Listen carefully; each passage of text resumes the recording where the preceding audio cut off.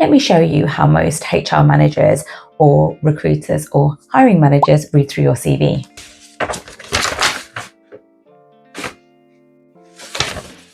Next, now most recruiters or hiring managers are no Amanda Priestley. They're not trying to do this to be vicious or to belittle your CV. In fact, looking at your CV makes up a minuscule part of their long day, whether it's business as usual things where they're doing reporting for their line managers or managing their teams, or whether it's actually putting up a job vacancy or calling back candidates.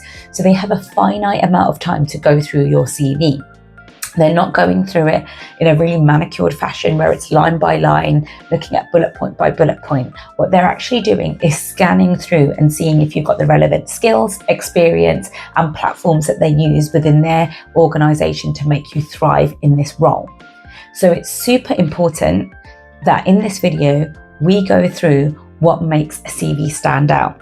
If you're interested in finding out more, hi, my name is Pira. I'm a HR recruiter who has recruited for a number of organizations, including Fortune 500, whether that be your Googles, Apples, Accentures of the world. And I'm here to spill the beans on how it is that you can get yourself hired. So if you're interested, please do subscribe and like and continue to watch for more. As you saw through my demonstration, it wasn't a hyperbole. Most people are spending about 10 to 20 seconds running through your CV and seeing whether you're the right fit. So if you're a candidate that has been applying for a whole bunch of roles and not hearing back, it might not be your experience that's holding you back, but how you are packaging up your CV, which is hindering you from finding the perfect roles.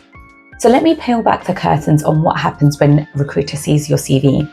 You are one of 100 or 1,000 candidates that they have to read through to be able to identify whether you are the right fit. So they have two factors that they're looking for: a very specific brief that they've been given by a hiring manager. And the second thing is they're very time bound. So these are the two things that you are up against when your CV lands on the recruiter's table.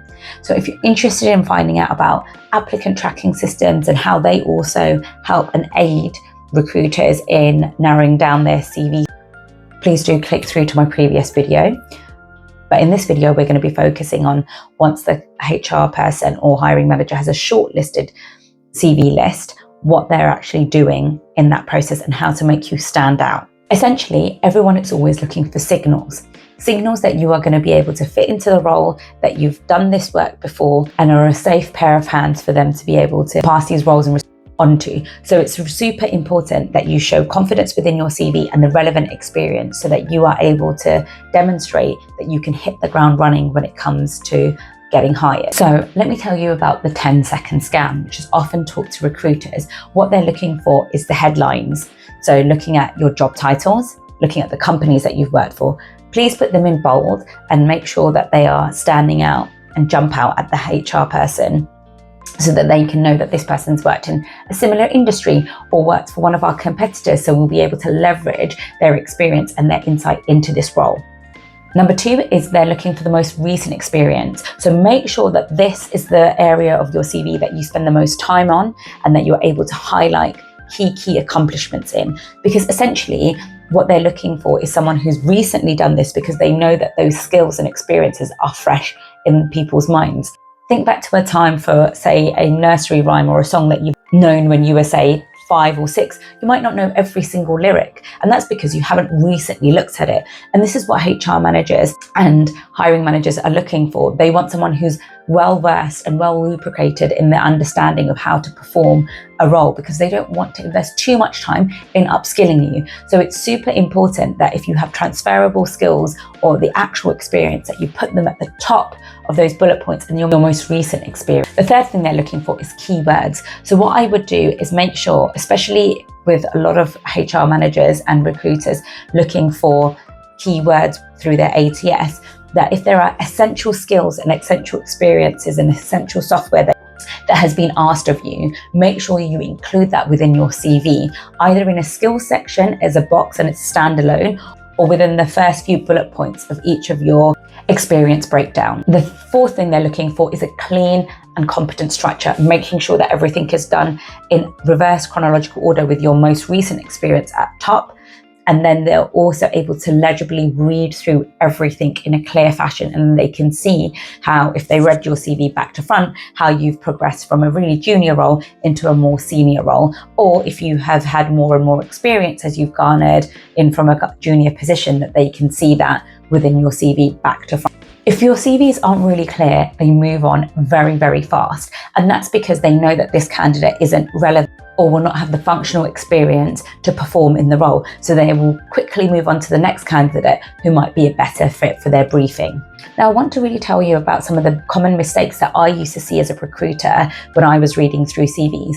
And I want you to really pay attention to the points that I make and see if your CV is suffering from the same. So I still see candidates putting in words like team worker, hardworking, fast-paced, and these are buzzwords. These are things that I hope that you as an employee can do, work in a very agile fashion, especially within this economy and this fast-changing world.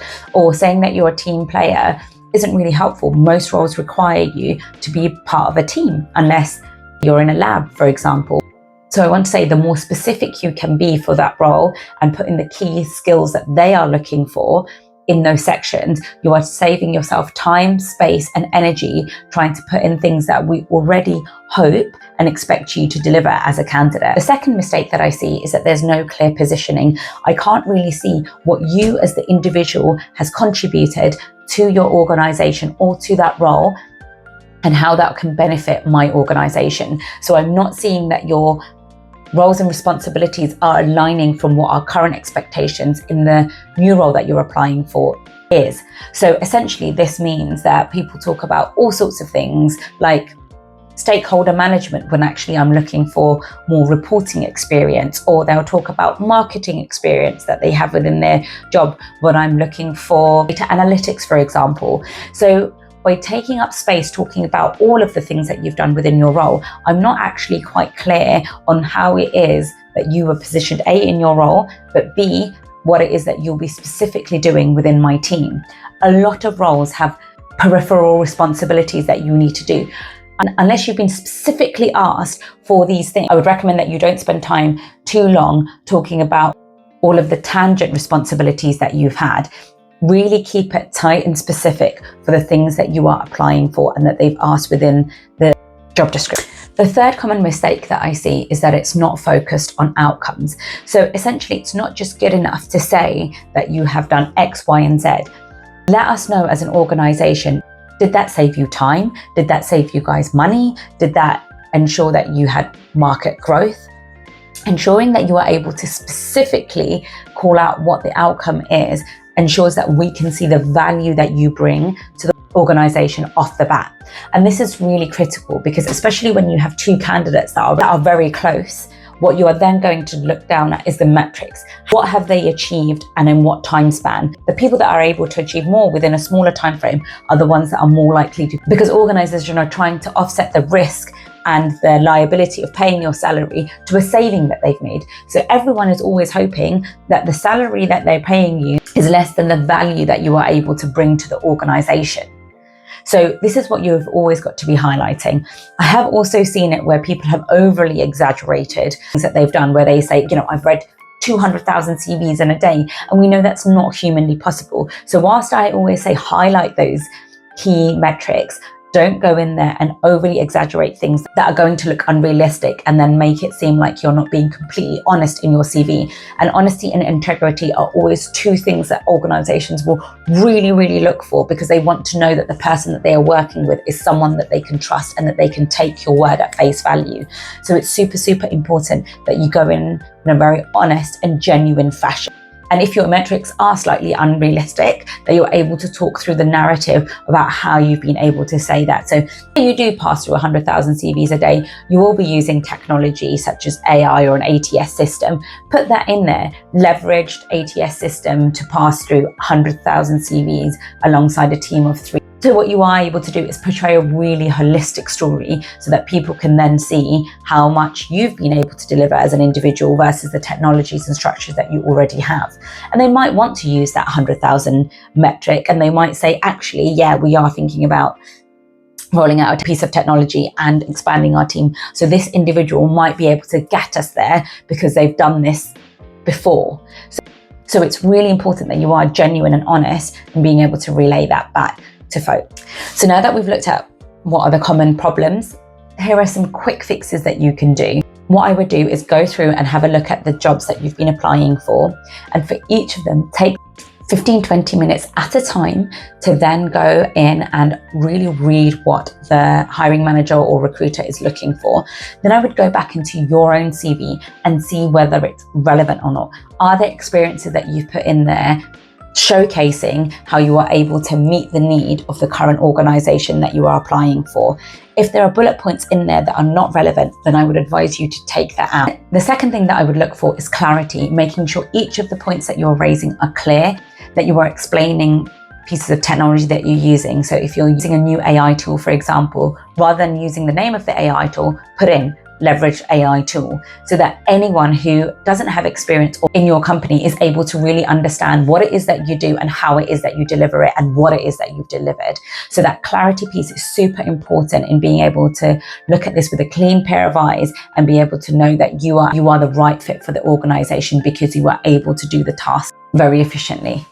The third thing that I would say is always assessing the impact section of all of your experience sections. So at least have 1 to 2 bullet points where you talk about efficiency savings, time savings, so that people are able to see what the key deliverables are in a tangible fashion. And that could be the NPS score, or whether you had more returning customers. Put a percentage in, or even be able to quote back some of the feedback that you've got from clients. And it might be that experience went from good to excellent, and that was said by over 50% of your customers within a 6-month time period, so that you are able to clearly signal to the hiring manager that you have been able to bring value in a set period of time, and that you are able to then reproduce this for them as your new employer. And I always say to people, look at your CV holistically and say, if I was reading the CV in 10 seconds, would I be able to understand it? So use very simplistic language, but also effective and clear language. And where possible, start all of your experience sections with keywords like delivered, led, so that people are able to see the experiences that you have, but also to know that you as the individual have done these things and it hasn't just been a team exercise. Because remember, after all, the organization isn't able to hire your entire team. They're hiring you as an individual. So they need to know how it is that you, the individual, has contributed specifically for these roles.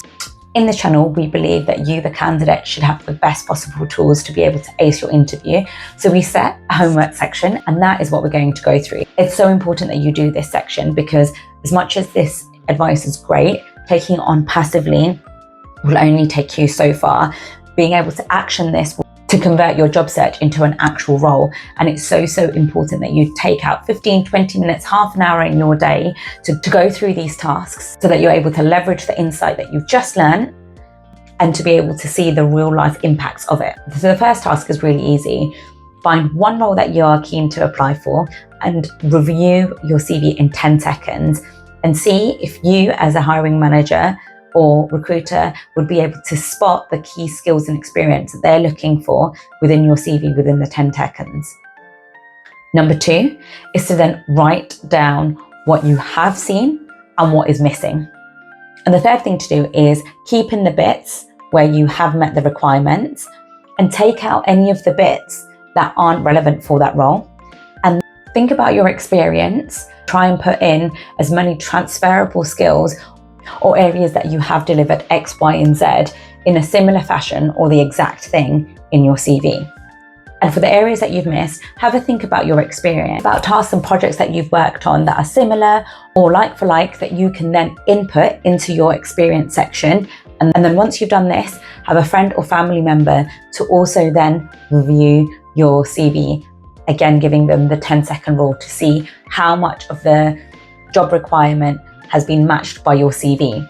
As I always say, please try and be as genuine and honest as you can be in these sections. I know it is frustrating that you might not have all of the experience, but that's okay. The reason why we often apply for roles is because we want to be stretched and we want to learn. So it's super important that you only put in the things that you've done, because what you don't want to do is get to interview stage, panic when you were asked about certain experiences and you haven't actually done them or had them. So all I will say is make a song and dance of all of the bits that you have done and really put in the impacts and describe the ways in which you've done things so that that becomes the focal point of your CV. And the other area that I would also say is keeping your CV really clean and polished.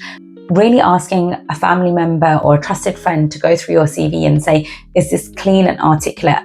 Because what you don't want to do is create too many boxes and designs, because a lot of these CVs will go through an applicant tracking system. And the more designs there are in this, the harder it is for the CV to pass through a computer. So I would try and keep it as simple as possible, really clean and efficient. Make sure that the fonts are really legible, make sure the coloring is really legible. And if you are using boxes, keep them to a real minimal. Unless, of course, you're going for a creative industry and you've got a portfolio, or you're applying, say, for a publisher and you want to create your CV in a book fashion where you know that someone's going to go through them one by one individually. That shows real creativity. Or maybe you do a run through of your CV via a video. There are so many creative ways in which you can get your experience out there. And especially for those in the creative industry, I will always say try and be as creative as possible. But if you're going for more traditional roles that you know are going to be using technology, I would say keeping your experience really crisp and the design really clean will make sure that you pass through the applicant tracking system and that recruiters and hiring managers aren't overwhelmed by the designs, etc., and are able to really hone in on your experience. I hope this video has been useful and helpful. If you know of anyone that might find this useful or has been struggling with their job search, please do share with them. It allows me to create even more content for you guys and share my knowledge with you. If you've got any questions, please do pop them in the comment section below. I go through every single one of them. And if you're interested in me going through your CV and giving you one-to-one coaching about it, please do put in the comments, please review my CV and I will get back to you there for your time, and I'll see you on the next one.